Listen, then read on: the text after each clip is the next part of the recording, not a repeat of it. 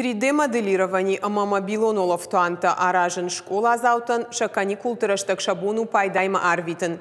Технопарк кванториум саунс проекту нахорта. Аштам клаша юнда шам клаша онг ахор заута артабуна дарха ахор канзышты жардама заугадар ныраком программа и шушак зинатта.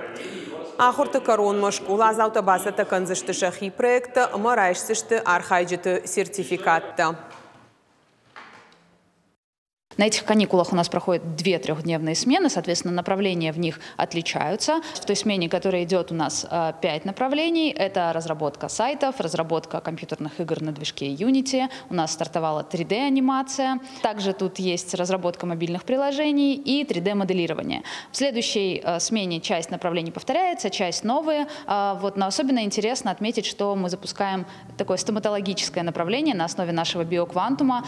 Дети будут изучать состав зубной пасты и разрабатывать какую-то свою уникальную зубную пасту, которая позволит, станет более эффективной. Занимаюсь в кванториуме, мне это может пригодиться в будущем. К примеру, свои проекты связывать с разработкой сайта, то есть мне надо будет продвигать свое, и здесь я решила, что мне это пригодится.